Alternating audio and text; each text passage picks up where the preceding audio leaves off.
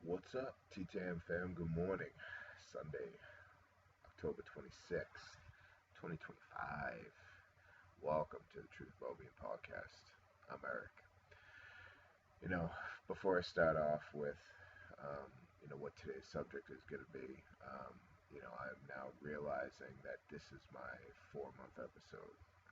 I've been at this for um, 16 weeks straight. This is my 16th week. Of kind of going through it. And never did it occur to me that I would get so, hooked on something like this and really kind of have it be an outlet for me. Um, and I hope you've enjoyed the content. Honestly, like it's just about me. I mean, I'm nothing special in the grand scheme of things, right?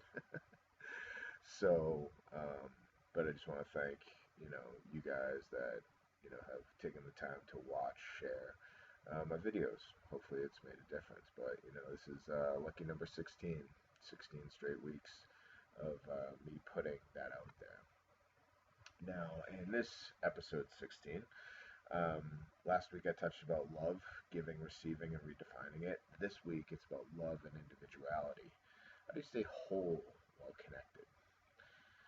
One thing that I've learned is being in love doesn't mean losing yourself. The healthiest relationships are the ones where both people keep growing as individuals. It's about balance. It's connection without codependence, intimacy without identity loss. And to kind of touch about those two things, and I'm going to go into when I was married, from previous relationships, and then when I was married, this really kind of applies to me directly. Um, so here's the thing: is there's a trap about losing yourself. It's very easy to blur your identity in relationships when you love deeply, because that's all you want to see, right? It's you're gonna do anything and everything for your partner, and if they say, hey, listen, I don't want you to wear black shirts. I want you to wear purple shirts. You wear purple shirts. Like you're doing everything um, for that. Hey, I want you to, I don't want you to talk to this person anymore. Okay, fine.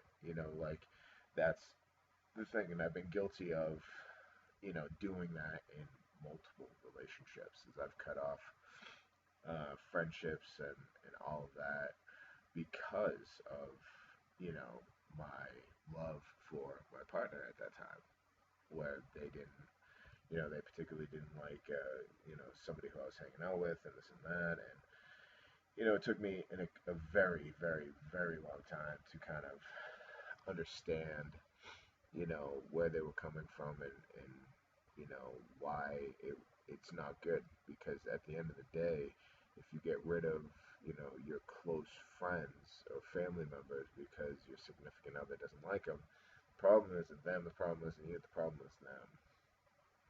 They have the problem. They're trying to, control what you do because in the end, if it doesn't work out, where are you left? Who do you have? And, I've seen it, so many times that, you just have to draw a line in the sand. That's why, transparency and honesty in the start of relationships is crucial. It's outlining who your friends are, what you do, what your boundaries are, and you have to set them. And if they can't accept them for what they are, then, to be honest, they're not for you. And you have to really kind of see that early and often. Now, there's also um, there's also times where they will accept it. They're like, oh yeah, I don't care, I don't care. But then all of a sudden they start to care. Like all of a sudden your Wednesday night poker game, that you've been going to for years, is now an inconvenience. Or the fact that um, when I coached football, um, I was, coaching after I was playing, and I was getting ready to be a father, and I gave that up when I became a father because of the time, because that's what my ex-wife asked me to do. So I did it, and I was like, hey, I'm doing the right thing. I'm doing it for my family, and that was my reasoning behind it. Um, there was very few times where I would try to be inclusive, um, you know, with those around me, those, excuse me, those that I cared about, both my friends and, family and introduction, but, it didn't necessarily work out because there was, some, some reasoning was legitimate. And I get it, you know, but in the end, it happened to be, them. Whether something rubbed them the wrong way, like, oh, that's it. I can't be here. I got to get out of here. Okay, and I still, have, troubles with that simply because of how I am. Me being a Cancer, me feeling everything, and me loving, extremely, extremely deep that I have to make, I've made decisions and, overall, um, you know, like I look back at some of the friendships that I had and that I got rid of simply because of what my partner at the time wanted. And hey, you live and you learn, and that's the thing about losing yourself. And it's not necessarily about your friends; it's about like what do you do personally, like what makes you happy. And I'll kind of get into that a little later on. But ultimately, when you get into what does a healthy connection look like? Um, it's support without control, it's partnership without dependency, it's space to grow individually while still feeling close. Um, and that is, you have to be your own individual. And as you grow up and as you get older and as you mature each and every year, you're going to find things out about yourself that you didn't necessarily know about. And, maybe some things that you would have kind of turned a blind eye to previously now is kind of at the forefront of things that you're willing to accept and things that you want. And I think that's, everybody goes through that. Um, those who don't, hey, congratulations, you're a part of the 1%. The 1%ers club that, was able to draw the line in the sand early and follow it. So, um, good for you. But it's, it's being able to support your partner on the daily, whether it's personally, whether it's professionally. You always want to support your partner. I do that currently with my girlfriend and her business, and I am elated. It makes me extremely happy that when she tells me like, oh, I'm going for another estimate, going for an estimate. Oh, landed a client, landed a client. I mean, that's awesome. Like truthfully, that's awesome because I know how hard she works and I know what she does and I know the amount of hours that she puts into it. I mean, she's been doing, her profession now for close to 20 years. And, for her to be able to, branch out and expand the way that she's wanted to, but never really had the opportunity. And, I get to, kind of see that makes me extremely happy. And I will always support, I will always support her in her endeavors, both personally and professionally. Why? Because I care about her. Like she means a lot. Her happiness means a lot to me. So um, if that's what makes her happy, hey, I'm all for it. So and the other thing too is having your own life. So when we talk about partnership without dependency, meaning like you know I have a girlfriend, but then again, I have my own life. Like I have things that I do, outside of our relationship, and that's important simply because it can't be, you and that person 24/7. You have to be able to have, that sort of break, that sort of individual, time for yourself. You need your me time, and I'm a firm believer in that, and I'm a firm supporter in that, and um, regardless of how busy or not busy you are, you need to have that for yourself. But you also have to be understanding of the partnership that you're in and respectful of whatever rules and boundaries that have been placed within your relationship. So again, keep that on the forefront. By all means, you know, do what you have to, individually to keep you quote unquote sane, right? To make sure that, your mind is clear and you're still having fun and you're still enjoying things. However, respect your partner, respect their boundaries if things have been put in place. Um, because balance, changes a dynamic so much. And it's, the biggest thing it starts with is communication, you know, is understanding that, how busy, how not busy, what the flow of your partner's work professional life is, what flow of their personal life is, and being able to merge them with yours cohesively. And that's going to take some effort on both ends, however, when it's done, you know it makes that song beautiful, right? So I use that metaphor. Um, it makes everything, just flow, and that's essentially what you want when it comes down to it.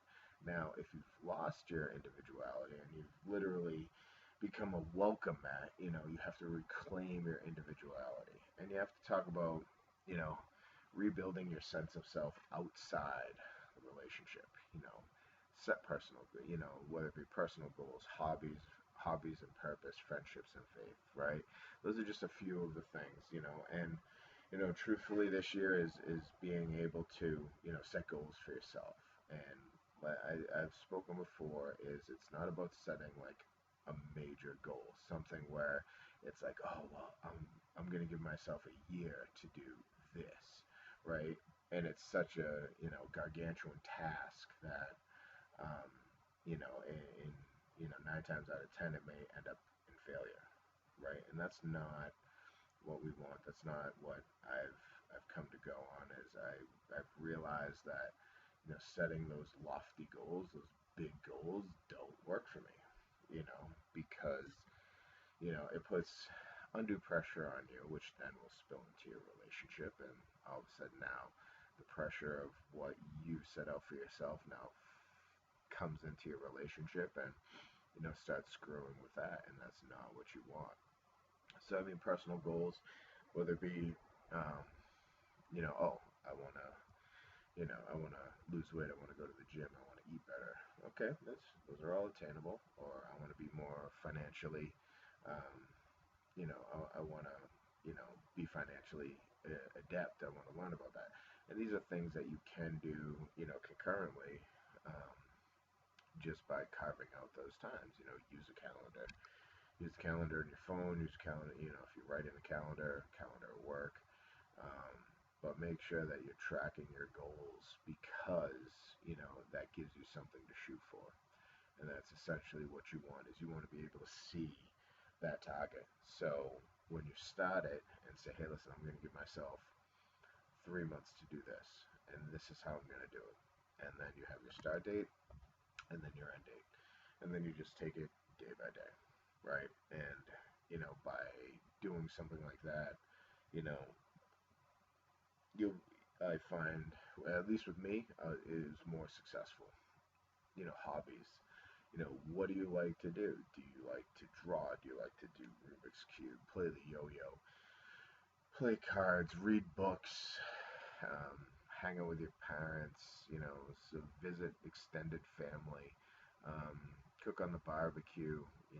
Whittle a whittle something out of wood, whatever your hobby is, it gives you purpose as well. And it gives you that time that's different from your quote unquote alone time, right? Because you're doing something, you're achieving something, and whether it's playing an instrument, did you play the drums? Did you play the clarinet, the trumpet? I played the saxophone. And I've often thought about going out and buying a saxophone and taking it back up, because I enjoyed doing that. I was actually good at it. Um, Before I played football, I was number two guy in the jazz band back in, um, high school. So, um, you know, it's just finding things that, whether you like to, paint, you know, um, just do something that, gives you that, and it doesn't have to be every day. Like, keep this in mind: is if you're able to carve time out once a week, and if you can set a day, great, set the day, but just make sure that you do it. If you say, hey, listen, I'm gonna paint for an hour, cool. Or listen, I'm gonna play video games for an hour, cool. Like, excuse me, whatever it is, You know, just give yourself that time. You want to meditate for an hour? Perfect. Go ahead, do yoga. All right, go to the gym.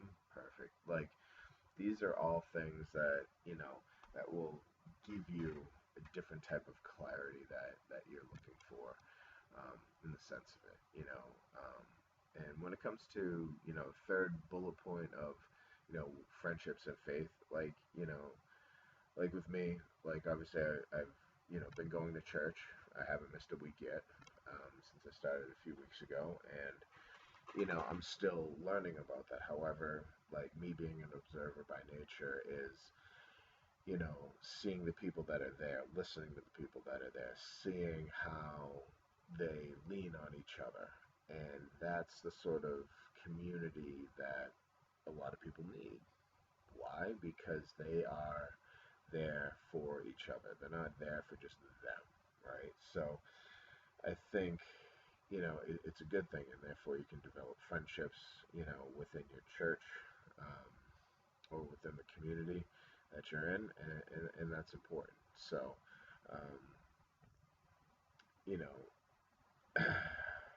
the biggest thing is the ability, to kind of stay grounded in your if you're grounded in your individuality, it actually makes your relationship stronger. So kind of keep that in mind, whether you're in a relationship or about to get in a relationship, being that strong individual, because you have to have that life outside of you, outside of your relationship. You know, Now I'm going to kind of segue into blending together and not blending away. When you have two strong individuals build something more, you know, how do two strong individuals build something to get more powerful together, right? It's like two pillars holding up the same roof, not leaning on one another. Is, you know, yes, there are challenges when you have two strong people in that relationship. However, if it's understood of, and this is kind of where respect comes in, is that you know your partner's strengths, you know your partner's weaknesses, right?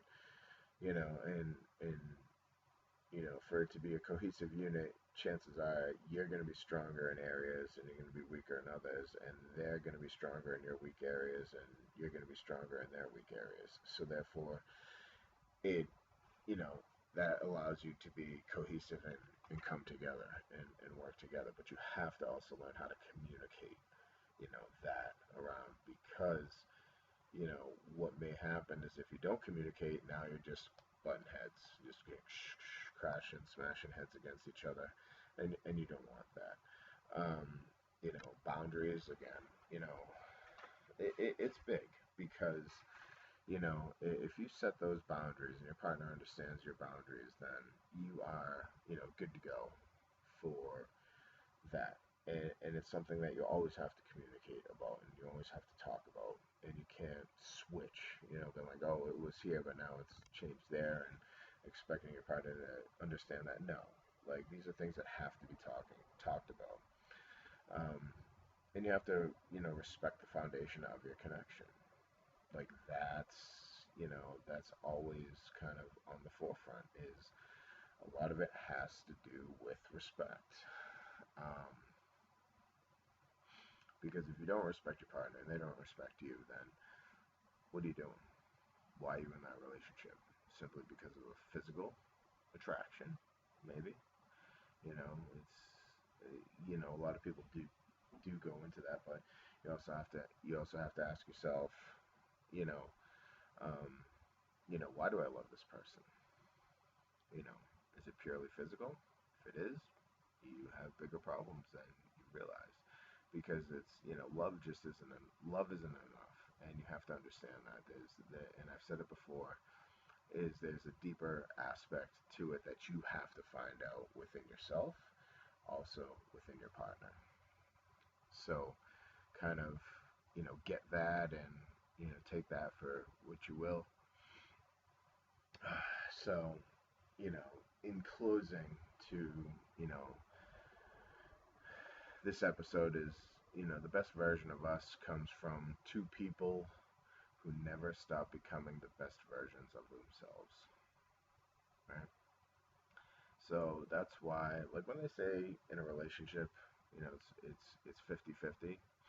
No, it's 100-100, and that's one thing, and that's a tough one to kind of look into because, and I'm not saying you have to be on all the time, but then again, if you're constantly working on yourself to become better, excuse me, whether it be physically, personally, financially, professionally, it's all going to, in the end, it's all going to work out for you both. And that's one thing is you always have to continue to, become the best versions of yourself for each other, not just you. Remember, this is a partnership, this is a relationship, this isn't a one-way street in the sense of it. So you constantly have to work on yourself. So keep that in mind. Question, always kind of end the video with a question is how do you keep your love, how do you keep your individuality while being in love? How do you keep your individuality while being in love? Leave your answers in the comments. Let me know. Love to hear from them. Love to hear from you about them, so we can talk because it is a lot, And if you are in a relationship where you're kind of just riding the coattails or just, you know, moving along, agreeing, being a yes man, you're not going to go anywhere. And, you have to, fight for your individuality.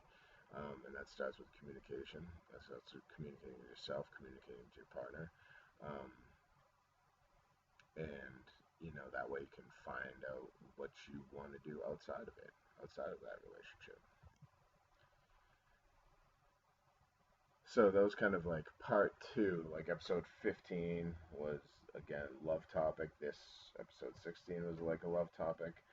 So, give you a little blurb for the November, the first video in November, which is episode 17 coming out, which is the evolving self, how change strengthens love and not threatens it. And that's one thing where, you have to be, there's a lot of self-awareness and mindfulness that comes. And, when you're evolving um, you know, from the ground up, you may not notice it right away, but others will.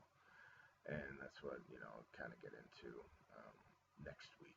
But now, got to get ready for the gym and then have church afterwards.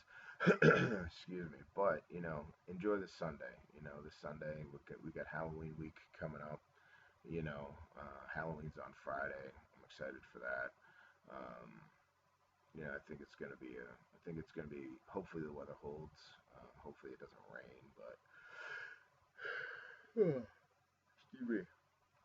But we will see. But till then, hey, appreciate you guys stopping by. Like, subscribe. You know, let me know what you think about the questions because I'd love to hear from you. Again, this is 4 months of weekend every single week. Providing you guys a little blur, little little spection into that's not even a word. I don't know what I'm saying.